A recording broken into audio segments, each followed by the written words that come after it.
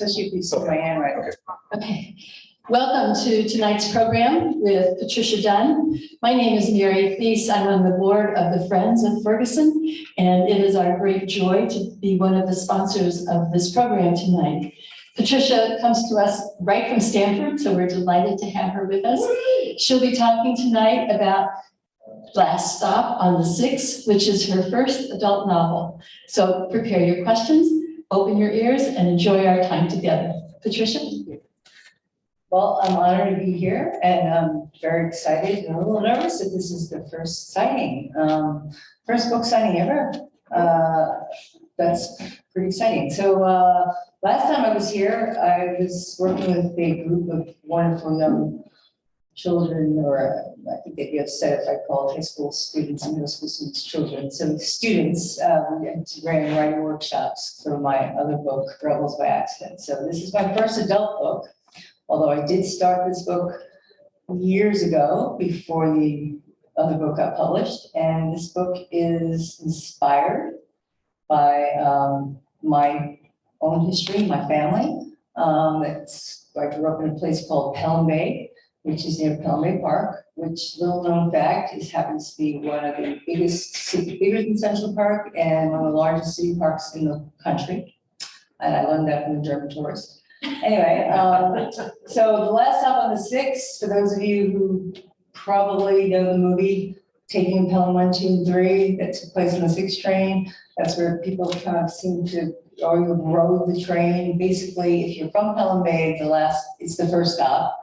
And if you're from anywhere else, it's the last stop, and there's nowhere else to go after that. The train just stops. So this is about that neighborhood where that train stops. And I'm going to read a little bit, and then I'll take all the questions. Now, I also teach writing. I was at Sarah Lawrence as the director of the writing program, and I also teach the Westport Writers Workshop. So any questions can be about the book or about the writing process or anything that you'd like.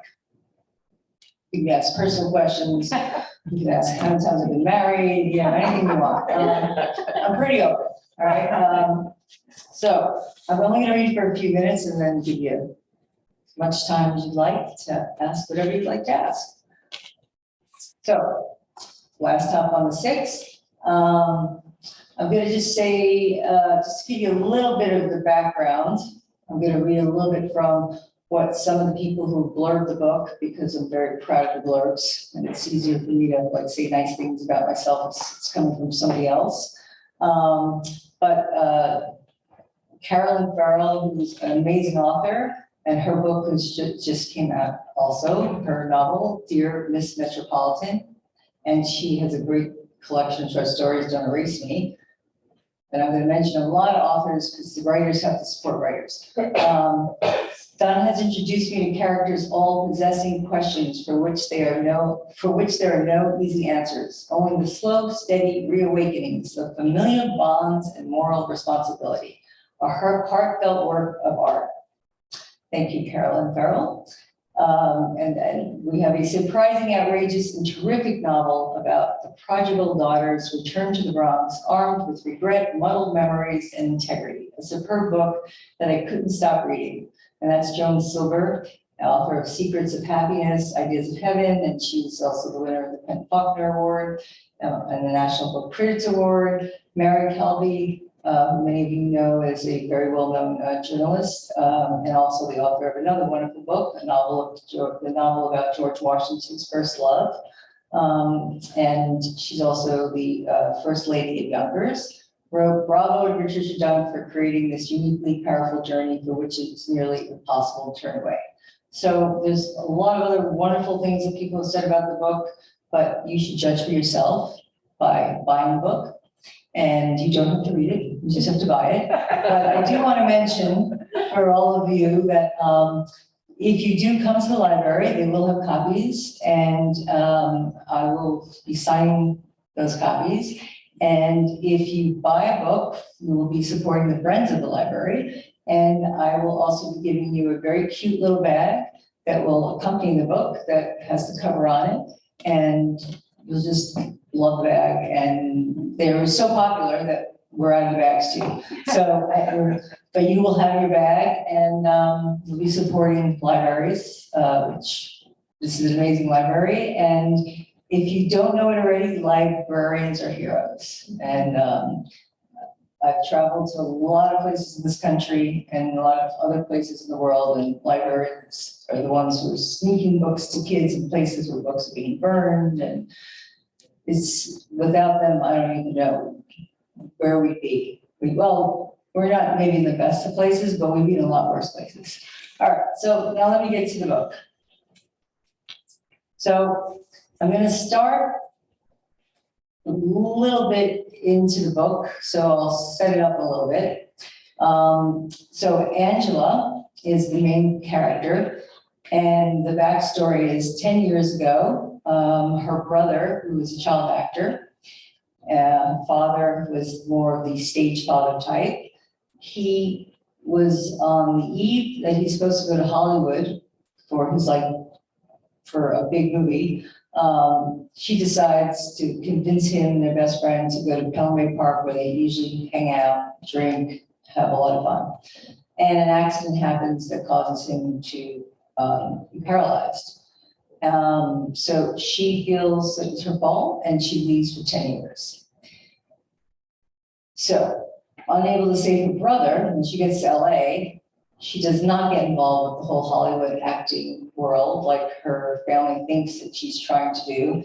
Instead, she becomes an anti-war activist. So the book takes place in 1991, 3 days before we go to war with Iraq the first time with the first Bush. And also she finds out 3 days before her brother's about to get married. Now the book opens up with her getting arrested at a protest, and as you will read, she's sitting next to a woman who meant to, kill her pimp, but she missed and hit him in the eye to the neck, and it's written funnier than I'm saying it right now, but she feels very comfortable in that situation. And then she gets home, and there is a one-way ticket to New York from her mother saying, your brother's getting married, you have to show up tomorrow, and you owe him. So now she's got to face 10 years of guilt and all this other stuff. The only thing that she discovers when she gets home is that her brother is missing. And people know that he's missing, and everybody's kind of in denial, and nobody wants to tell the fiance. And we have no idea where he is. So this is the first scene with her and the mother. I marched 25 feet from my childhood bedroom to my mother's sanctuary, or as Jimmy, that's her brother, and I called it, the leave me the fuck alone room. It was also where she slept, conducted business, watched her shows, and I assumed, though preferred not to think about, had sexual relations with my father and then stepfather. She only locked her door when she needed to get away from me. I turned the knob. The door wasn't locked. I stepped inside. A chill went up my spine. It was freezing in there. Mommy, because of her allergies, kept the air conditioning in her bedroom running year-round. Even on cold winter days like today, she refused to open her bedroom windows. Mommy didn't trust the air the outside world breathed. All I could see of my mother was 10 tiny blood red polished toenails. Blocking my view was a 4-drawer metal filing cabinet and several for sale signs. Mommy now used her bedroom to run her real estate business. The only indications that Mike, her current husband, shared this room were the red and blue striped necktie and the man's white t-shirt sticking out of the middle drawer. That's double the estimate. The value of the property isn't worth it. I know the clock is ticking. You'll get your money. Mom, I need to talk to you. I gotta call you back. My baby's here. Yes, the movie star. She slammed the receiver down. Idiot contractors. They're all extortionists. Angela, she called out. Why are you hiding? Come here. And there it was. Mommy's call to arms, to her arms. I stepped around the filing cabinet, and there, in full view, was Rose Maria Marchese Campanozzi Petroli, half sitting, half lying on her bed, 3 pillows propping her up, her empty plastic cup with a straw in her right hand. She never let anything but disposable plastic touch her lips. And in her left hand, the television remote control. The only thing unfamiliar about the picture was that the woman with forever dyed platinum hair and a feather cut that hadn't been in style since Farrah Fawcett was a Charlie's Angel was fat. My 2 inches short of fame and fortune model weight mother, who all summer wore yellow and pink tube tops, was wearing a box-shaped lavender housecoat slightly torn at the shoulder. This woman resembled the mother my brother had always wanted, a mother who wanted to feed you, not fuck you. I waited all my life for this moment. The moment when I could throw in my mother's face the words she said to me more times than my churning stomach would let me remember. Words that told me what a great disappointment I was to her. You're lucky you have a pretty face. I moved closer to my mother, but before I could say anything, she said, yes, your mother's fat. Go ahead, say it. As usual, she beat me to the kick in the gut, and instead of wanting to take her down, I wanted to give her a kiss, but I knew better. If mommy wasn't the one to initiate the kiss, she recoiled like a rattlesnake. She grabbed my hand and placed it on her belly. I was expecting something inside a kick. This is because those doctors put me on the meds for my breathing. Can you breathe better? Yes. That's great, I said, but I wasn't convinced. Mommy was wheezing, which is what she did when her breathing wasn't, as she put it, cooperating. She reached up and tugged my bangs. Ouch, I swiped her hands away. They need more wisp. She pinched my cheek. What are you doing? I swiped her hand away again. Trying to give you some color. You're pale as a ghost. I thought it was always sunny in LA. Nice color on you, I said, the first sincere thing that popped into my head. This? Mommy pulled on the front of her housecoat. It belonged to Rita Manoleni, your friend from the salon. I helped her husband sell the house last year. But Mom, she's dead. Exactly. That's why you had boxes of her stuff to give away. But you always said buying secondhand clothes was disgraceful. When I took home that wool coat from the Salvation Army, you called me disgusting and threw it in the garbage. You didn't know who that coat belonged to, but wearing your dead friend's clothing is okay? They're 2 completely different things. I opened my mouth, but on second thought, decided to let it go. If I had any chance of staying sane over the next few days, I would have to pick my battles wisely. Where's Jimmy? I asked. She muted the television. How was your flight? Fine, I said. No turbulence? None. Did you drop it all? Not at all. Oh, Mommy sounded disappointed. She'd never flown, but she'd always had this need to know about every bit of discomfort someone else felt. It was as if she believed the more discomfort they felt, the less there would be for her when she finally did fly.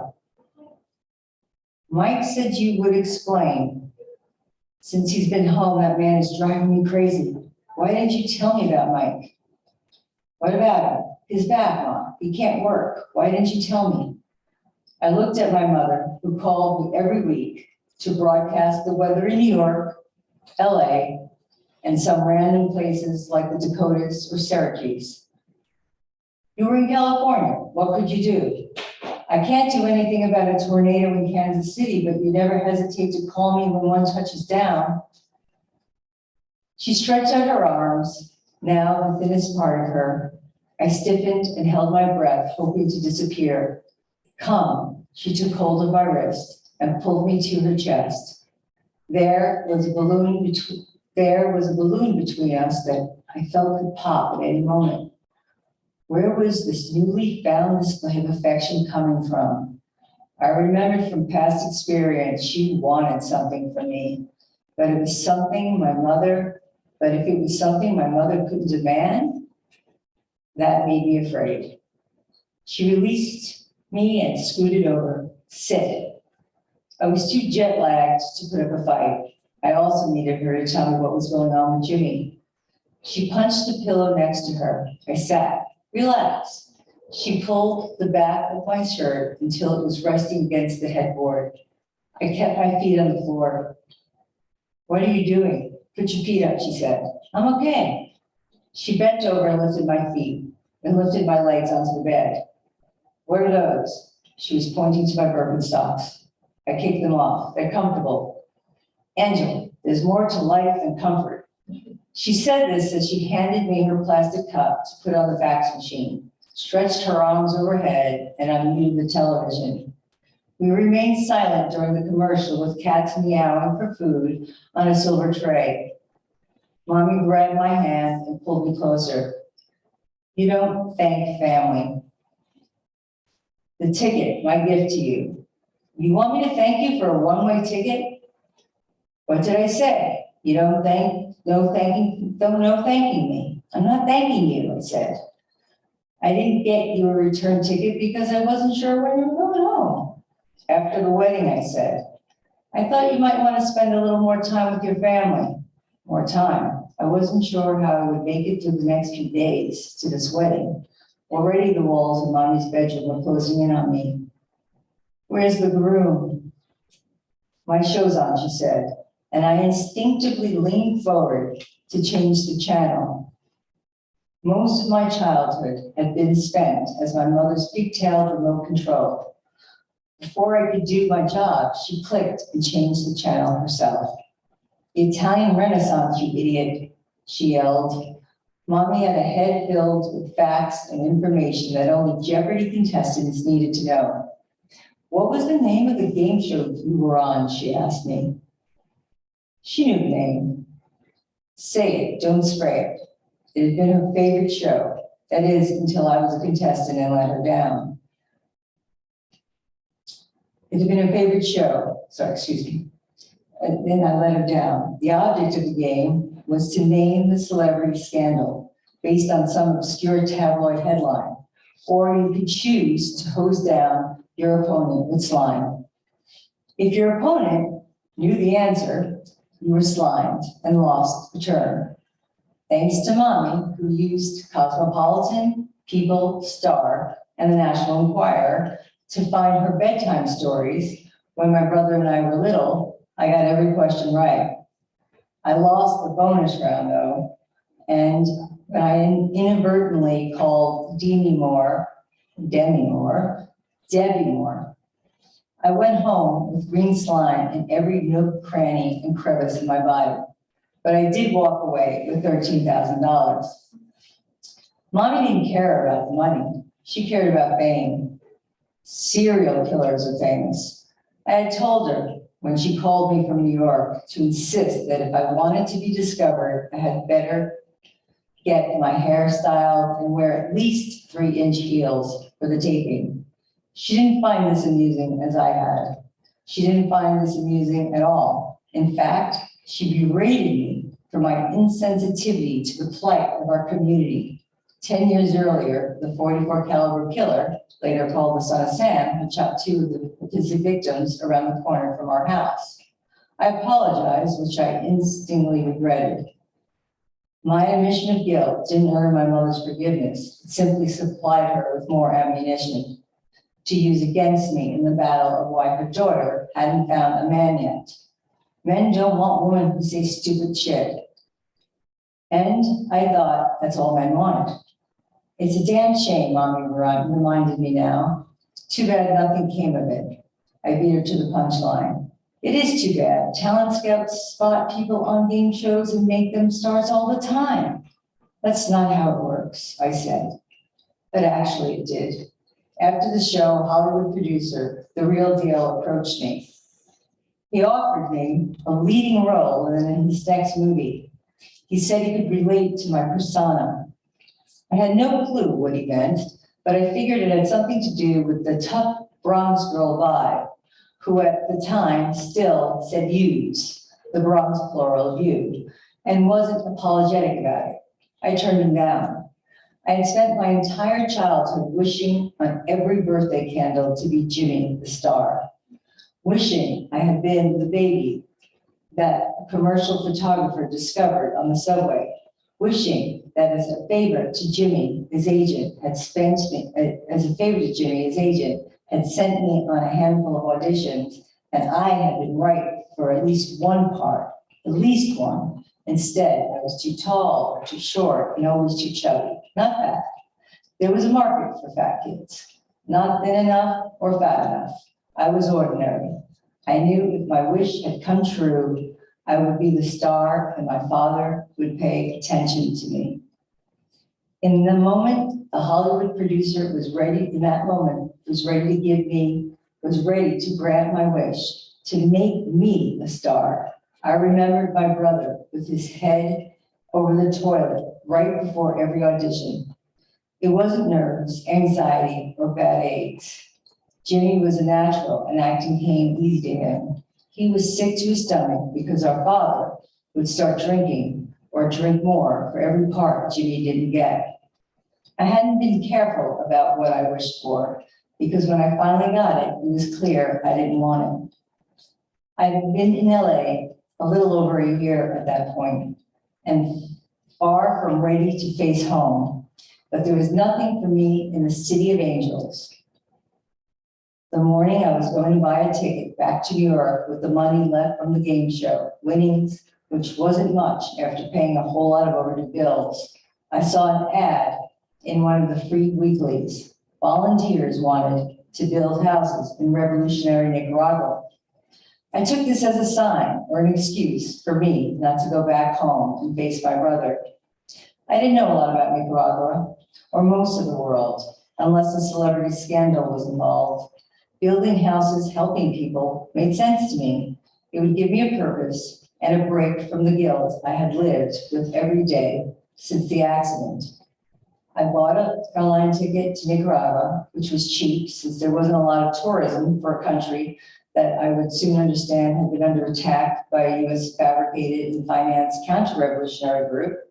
Yes, try saying that all at once, 3 times fast, known as the Contras. In the company of 5 carpenters, 2 electricians, and a structural engineer, I, the unskilled laborer, went to help the people of war-torn Nicaragua.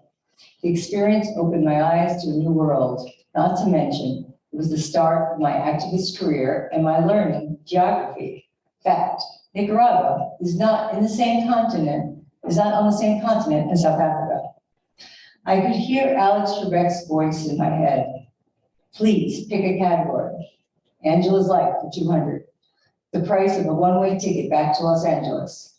At the apex of her activist career, 3 days before Bush, with congressional and UN support, may get into another unjust, money-grubbing, innocent people used as collateral damage war, Angela is sitting on her mother's bed watching a game show where declarative statements, we don't want this fucking war and no blood for oil, are wrong answers.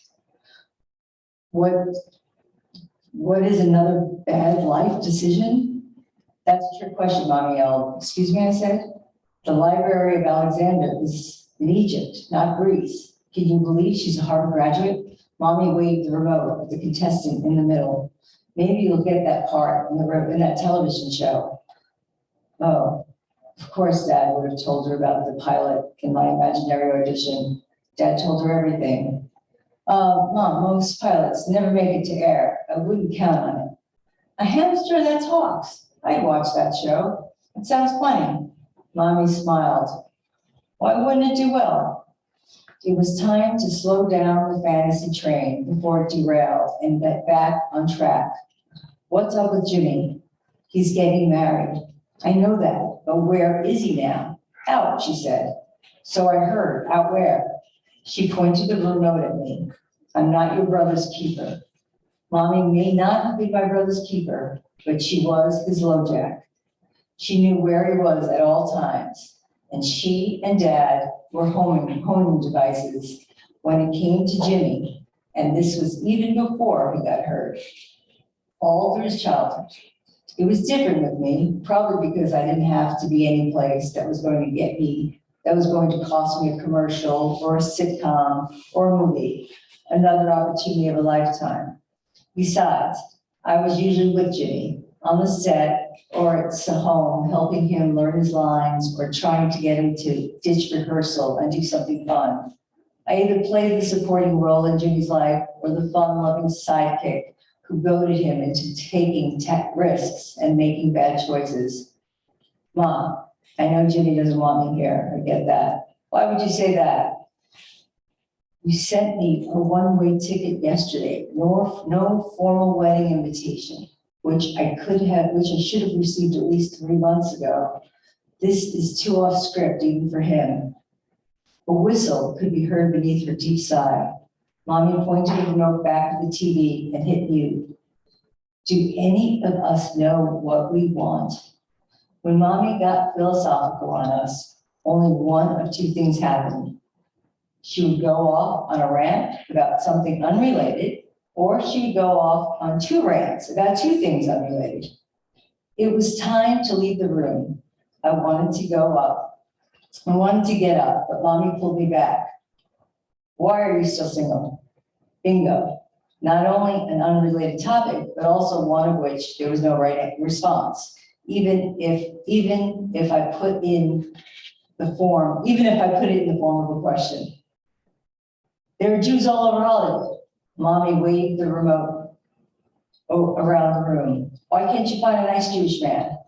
I couldn't believe she was still harping on my marrying a Jewish man. The answer to all the questions she had for my life, Jewish men, like Catholic men, with the rare exception of Dad and Mike, she always emphasized, cheated on their wives. But Jewish men gave their women everything they wanted in order to make up for it. Of course, the children would be raised Catholic. We've been here before, I said, and I knew no matter what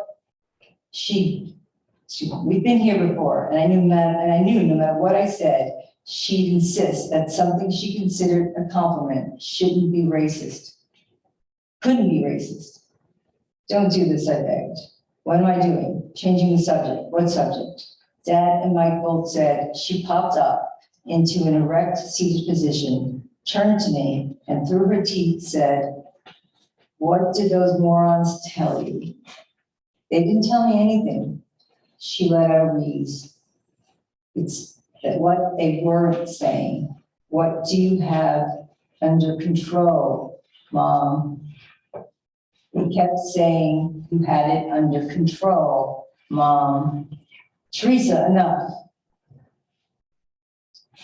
This shut me up. My mother only used Teresa when she was seriously about me being in trouble. You'll like her. Who? Julie, the woman your brother's marrying. This time I got up. I knew if I didn't leave immediately, I would revert back to the hysterical teenager I was when I left 10 years ago. Get me the shoebox. She pointed to the always off the track closet door on the other side of the filing cabinet. I should have run, but shoes were Mommy's value. I thought if she felt calm and happy, she might give me a clue to what was going on around here. I struggled to slide the closet door open. A black shoebox hit me on the head. Careful, those shoes are expensive. The closet was jammed with shoes, still in their original boxes. Mommy insisted shoes live longer that way. The blue one, to your right, she said. I pulled it off the shelf, miraculously not disturbing any of the trillion other shoes. It was all I could do to hold back from asking her if she had any idea how many people in the world, in this country, in New York State, couldn't afford even one pair of shoes. Size 9 was printed on the front of the shoebox.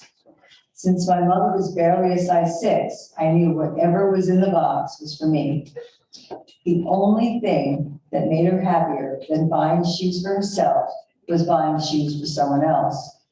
Open it, she smiled widely, somewhat resembling the Joker from Batman. Inside the box was exactly what I didn't want. 6-inch sling-back stiletto heels. Mommy thought my 5', 8-inch model height was my best feature, and accentuating it was what she was Accentuating it was, she claimed, the main reason she focused on my achieving my weight. The only feature these shoes were meant to accentuate was a latent desire to join the ranks of prostitution. But the height of the heels wasn't the most disturbing part of the shoes. They were dyed to match a color, mauve, dyed to match mauve. Shoes meant there was a mauve dress I was expected to wear, a bridesmaid's dress. Was this the secret Mommy didn't want me to know yet? She expected me to be a bridesmaid. I didn't know if I was more relieved or repulsed, but I was certain my brother and the bride-to-be had no intention of me being part of their wedding party. I dropped the shoes back into the box and reached up over the closet to touch the hanging crucifix, which had instilled fear in me since my first Holy Communion.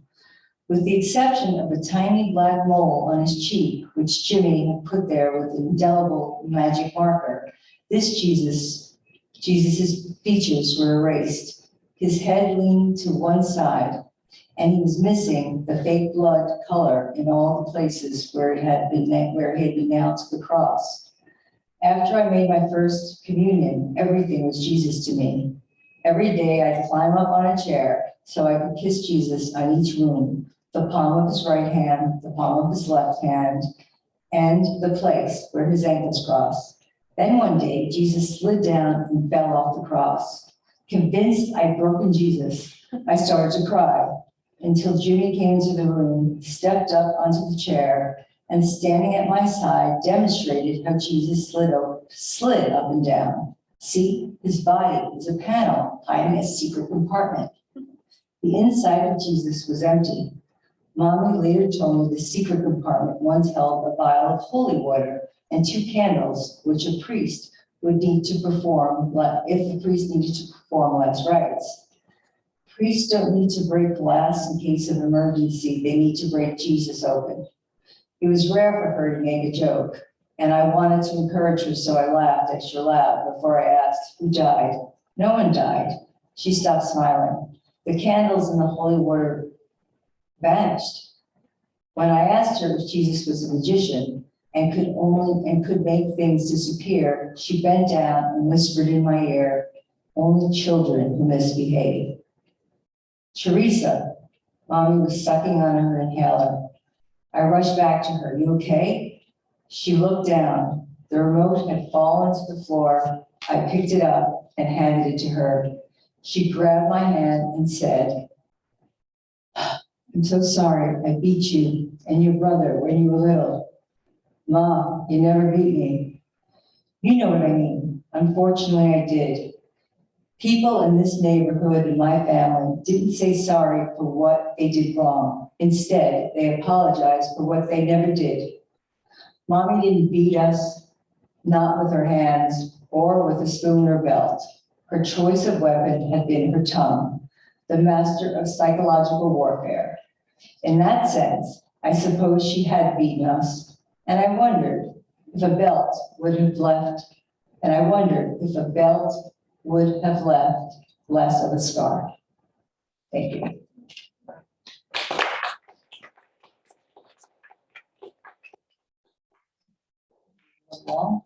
So are there any questions? I could dance. Yeah, we have something on Zoom here. Who are some of your favorite authors? Okay, I don't read, I just write. No, it's a hard question because there's so many. Some of my favorite current authors, Jim Han, who wrote A Small Revolution. I know her personally, but I'm a big fan and I love her book very much. One of my favorite books by Murakami is Kafka on the Shore. One of my Gabriel Marquez, 100 Years of Solitude, is my favorite book of all time. And if you ask me what it was about, I couldn't tell you. Because it's one of those books you read and it just puts you into another world and the experience has never left me. I mean, I can probably tell you what it was about, but It's just kind of remarkable, and both those authors have a lot in common. I could go on, let's see, Joan Silver, Ideas of Heaven, all her books were fantastic. I can go on and on, but anyway. We have another question. What inspired you to write this book? The truth or what makes a better story? All right, I'll start with the truth. So 25 years ago, I was in the summer before my second year of my MFA program, and I really wanted to study with a certain professor who actually was wonderful. Her name was Lindsay Abrams. And I got into her class and I was thrilled. And then 2 weeks before class started, I got a call and from the administration that later I became the administration, and said, oh, she's going to teach a novel class. So if you're not working on a novel, we got to put you in another class. And I said, no, I'm working on a novel. I wasn't working on a novel. But I started working on a novel that time. And I just started writing this story about, it started with a character that's not even here. I had a great uncle that disappeared, found out later that he was institutionalized for many, many years. And it was going to be a story about that missing person. And then it just grew into this like big mess of a book, which did get me an agent. But when I got that agent, she said, love the book, but fiction's not selling right now. So what else you got in you? And that was the year that Canada declared it the death of the novel. So that was like, I don't have a lot of luck when it comes to some of these publishing things. That's another story. So I worked on it. Then I had my child. And I remember feeling so desperate that after graduation that I had finished this book, that I remember I was breastfeeding my baby in the football hole. Those of you who've ever breastfeed, you know that football hole, right? Holding the kid sounds pretty awful, but anyway, while I was writing in my hand, trying to write this book. And then after working it, I just said, that's it, I had enough. I put it in the drawer, and then I worked on another book that did get published, and worked on a lot of nonfiction and did a lot of things, traveled the world, blah, blah, blah, lived in the Middle East. I mean, go on and on. And then about 4 years ago, I was thinking about what I wanted to work on next. And Jim Han, the author that I mentioned earlier, was in that first class with me. And she remembered stories that I had forgotten about people from this neighborhood. And she said, you gotta go back to that. And I said, no, I'm not going back to that book. And she'd also read versions of the book. And she's like, no, you have to. And I'm like, no, you have to. Now we're in a writing workshop together. And by the way, anyone who's a writer, the one advice I give you is get a support group. Get people who are going to be with you through the ups and downs of your life. Not even about your work, just through your life. Anyway, so she convinced me to go back to it. She kind of like does give you a choice. And I realized that after 20-something years, I'd become the writer that could actually make this the book it needed to be. So the book is now truer to the original story I wanted to tell, and it's a lot more fictionalized. So characters got dropped. The father character, who I dearly love and is inspired by my father, who passed away during COVID. So this is like for you, Dad. I had to lean into my father had been in recovery for 3 years at that, at the time when I came back from LA, because I was in LA for a while. And I didn't even know he had been drinking. So it was like, I missed a lot in LA. But at that time when I was writing the book, my father was like, had been a recovering alcoholic for 20 years and remained that way. But to lean into the story, I had to kind of like make this character an alcoholic. I had to change characters. The brother disappears, all those things. My brother was a child actor. And he stopped at the age where he could have made the decision to keep going, but he didn't want to do it anymore. My father was a loving, obnoxious, pain in the ass stage father. So some of that's true, but a lot of it is made up. The only character that is probably truest to the real person in this book is the mother character. And she's the one character that when people read, they think she's so over the top, she can't be real. But if you meet my mother, you'll know that like I actually downplayed her. Anyway, so. But I love you, Mom, if you're watching. You're probably not. So you can probably maybe figure out how to turn on the Zoom link. Okay. Any questions for anyone in the audience? You can just make things up. Brenda, I know you may have a question. And Brenda's one of my wonderful students. Yes, I'm a new student. I'm very appreciative of meeting you. I'm curious, I mean, you touched on this, but your writer's routine, do you mostly write when you put this together by hand, or you just sit at the computer? Do you need it to be quiet, or do you have a certain time of day that you? It's a great question, and it changes a lot. So when I was a kid, I worked in the city, and I was only able to do homework on a subway. So when I first started working on this book, first drafts, I need noise, right? I need to be in public places, I need a lot of noise. When I'm revising, it needs to be a little bit more quiet, but I have a tendency of playing a song over and over and over and over again. Like I'll play the Pretenders Kid or whatever the song is at the time, I'll just play it over and over and over again. So that's kind of what will get me in the mood. In terms of time of day, I advise writers to kind of keep notes on like when is their best times to write, because we always think that we should be doing something like, oh, I should be writing at 5 a.m. Well, that's what I thought, because I had a friend that I had met, and she wrote every day, 5. I'm like, well, I want to be that writer.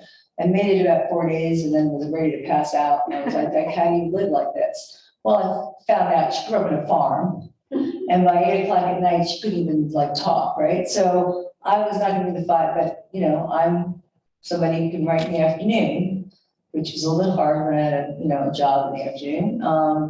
But I made time, and so just figure out your process. It's different. So, but if you just give it 10 minutes a day, as I've told many of my students, you'd be surprised what you come up with. The only thing that writers make the biggest mistake with their first drafts, their drafts are going to be shitty, and they should be, and that's Anne Lamott. You don't know her book, Bird by Bird. It's great advice. You got to get the words on the page, right? And then you can do all these other wonderful things. But if you don't get the words on the page, in 10 minutes a day, you could be sitting on the toilet. I probably should be censored by now. Anyway, there's no excuse. I don't care what's happening in your life, and I have to remind myself of this, that you will get a lot done. And I know people who've gotten full books done just by doing that. And I've actually was able to finish this just by 10 minutes a day. And I don't know if I can quote, is there a way to like, what's that, when you kind of patent it or something, whatever. Yeah, 10 minutes a day, that's good, that's good on our next book. Ben, if there's anybody out there that wants to buy it, go on mine. A little one. Yeah. What is your educational background? My educational background, I grew up in the Bronx, public school, went to Lehman High School, elementary school, was PS 71. And then I got into the college of my dreams. Well, the college of my dreams was Columbia. But I didn't know when I went up to the college fair, I went up to the table and said, I want to go to your college. And the man behind the desk said, you can't. And I'm like, you don't even know anything about me. I mean, I had good grades. He's like, no, ma'am. Wait, ma'am, miss, or kid, whatever. You're a woman. I'm like, yeah, well, this is an all men's school. I thought that was against the law. All right. I was like, what do you mean? I couldn't even believe that was something that happened. But you could go to Barnard. I'm like, what's Barnard? Go over there. So I talked to this woman. That was my dream school. It was the last school I heard from. And I had already accepted at Binghamton, but then I got in and was there about 2.5 years. Met a lot of wonderful people, had great experiences, but then decided that I was gonna get up and get in a car with 3 other friends. We had no money and drive to LA.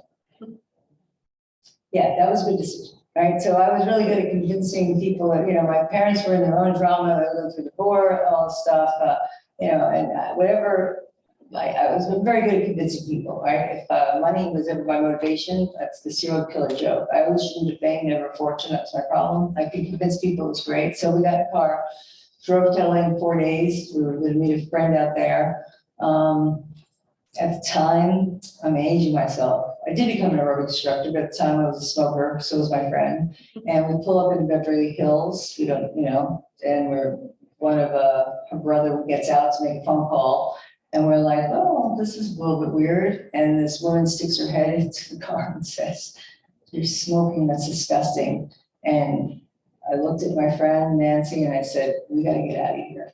Anyway, so I went, but then I lived the LA life before I became an activist and lived another life where I became an aerobics instructor, won money on a game show. That's true, that did happen, not that game show, but another game show. And that money I did use to go to Nicaragua. Yeah, so maybe you should write the memoir. I have a Anyway, question. Is it easier, do you think, to write children's books or adult books? 'Cause I know you said you did. yeah, I wrote young adult, I actually wrote 2 young adult books, but I did not write, I was writing that, I started that book with a writing prompt in a class I was taking, and that boy, this young voice kept coming out, right? And I kept fighting it, because it was also before everybody was writing children's books, right? I mean, Harry Potter was the only one that was like out, and you didn't want to write children's books. What was the point, right? But I couldn't stop writing this girl's voice, and so that wasn't a choice. And I don't think any of the books I've written, except for this last book, which happens to also be it's a father-daughter story, but it's about a serial killer and the daughter, and it's also about an exterminator, like. The father is here. I write about exterminators a lot and child actors. And so the serial killer is an actor exterminator. That's a whole other story. So anyway, but yeah. Did I answer your question?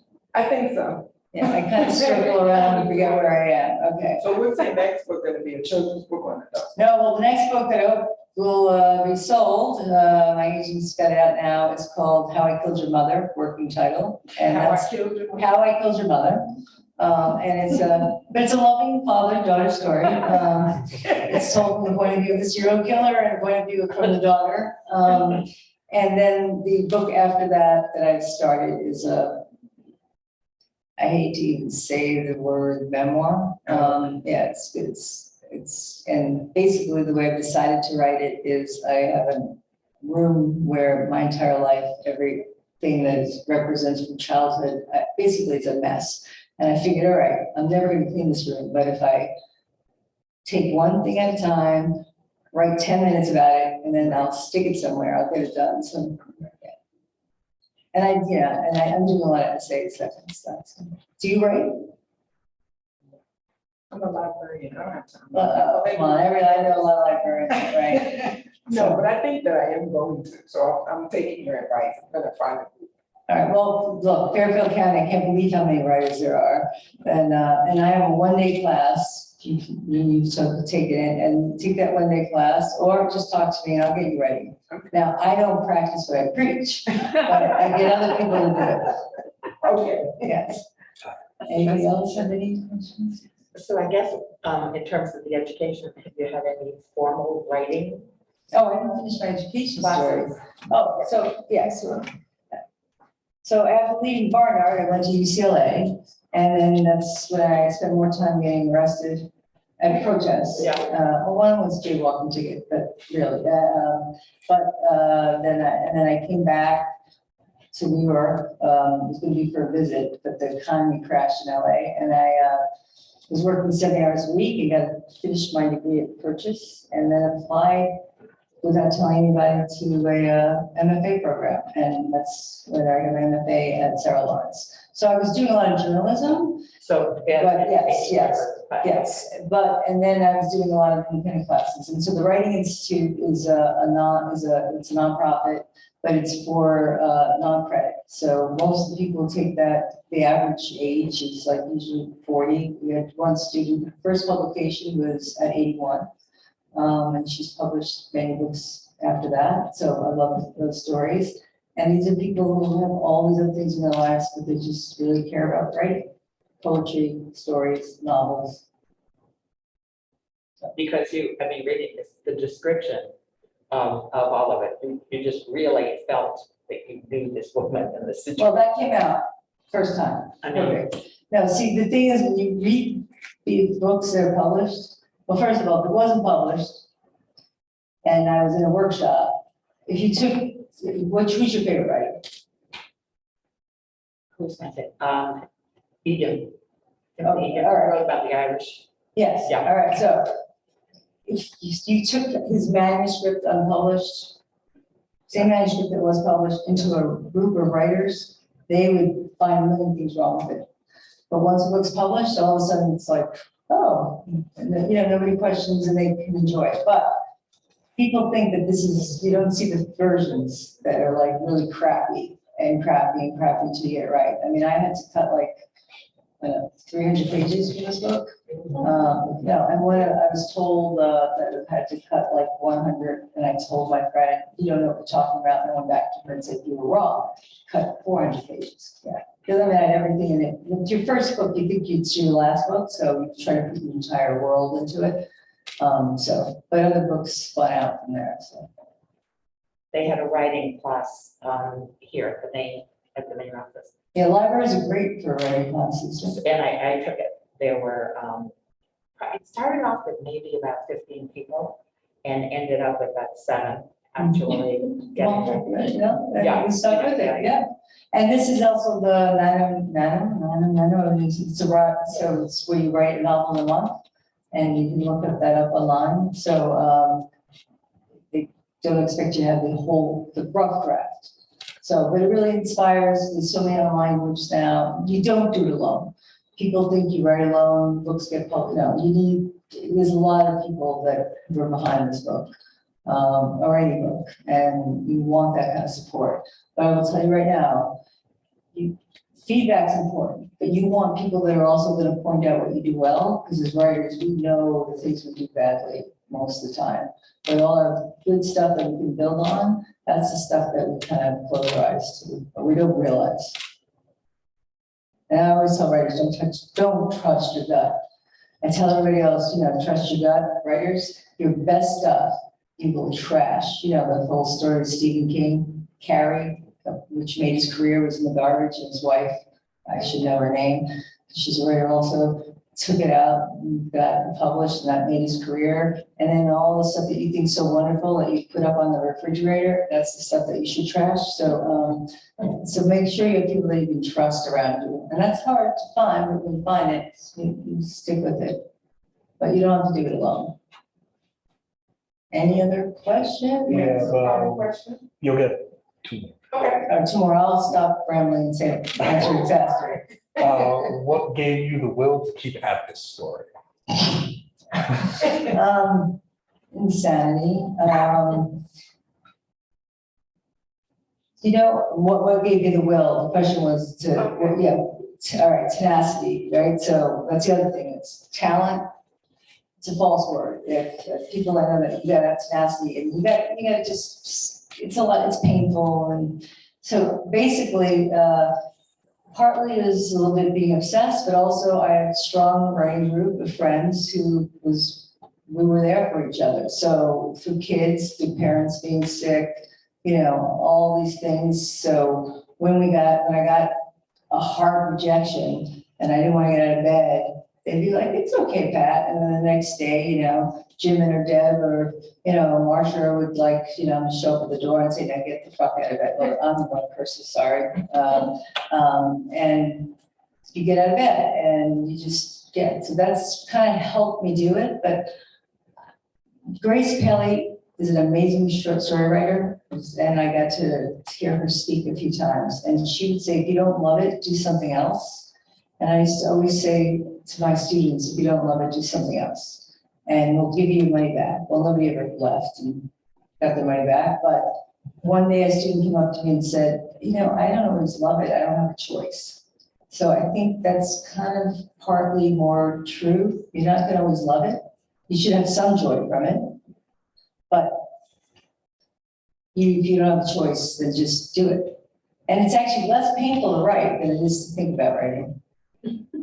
which most of us do. It's like exercising, right? You feel so great after you do it, but you always forget that. All right, you have one more question. Yeah. So how was it to go back to a book after so much time? Was it easier after so much more writing experience, or maybe faster? Easier, yes, and fast, yeah. The experience helped. Also, what helped was I could see, after all the years of like also writing and teaching, I could see what the hell. I mean, I had like another whole other book in there, so it was easier to know what to cut. I think what got harder was because when you know a lot or more, because I still have a lot to learn, but that was the hard part, right? So, because when you're revising like that closely, but I had enough distance where I could treat it as a different book. And once I was ready to realize, okay, I got to think about the plot and what's more intention and conflict and really about the story and less about who the characters were or weren't, that made it a little bit easier. The publishing part is, it's a hard world, but you can do it. But, suffering. But there's some joy. Yeah, there's some joy. I mean, even like, I would have brought in wine and cheese, but because COVID, we can't do that, so I can't have that, right? Anything else? Is that? That's it. Well, thank you so much. And I want to also just plug this like wonderful library, or the Harry Bennett Library for part of the Ferguson branch in Stamford. If you want a copy, you can go to, if you also want to be on my newsletter, go to my website, patriciadunnauthor.com. I have a newsletter called How Not to Write. And I give you a lot of ways you can spend your time not writing. Anyway, and then I throw in some ways you can write. But you can also find out ways you get the book. But if you live in the area, come to the library, get the book, you'll get it signed, and you'll get a cute little bag that looks like this. Because that's what you really want, the bag, people are more excited about that than the book.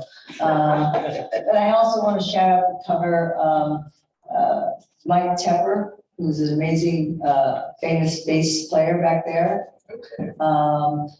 He actually designed the cover along with an artist, Bill. Yeah, it's amazing. And then I have to thank Alan Tepper.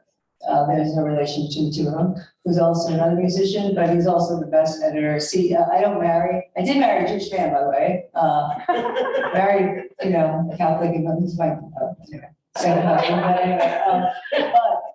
But I don't marry for money, I marry for editing, and he's one of the best editors. He's kind of like, I can't spell, he can spell, and give him any work, like we should, he can spell anything in the world, so, thank you, so. And thanks for all my friends who are listening and watching, and everybody else. And thank you so much to the librarians. Because you And I really just are wanted here. to say thank you, and thank you for being our first Yes. in-person event. Thank you. Really appreciate it, and Yeah. we'll definitely have you back for your next book. Yeah. And thank you all so much for coming, and thanks to the Friends for presenting this event. It was truly a pleasure. And I used to live in the Bronx. I just moved from the Bronx. Oh, what part of Bronx? Bronx, man, very good. And I didn't know it was the biggest part. I learned that today. So thank you so much, Patricia. This was awesome. Yes. Thank you, and thank you all for coming. Thank you. Thank you.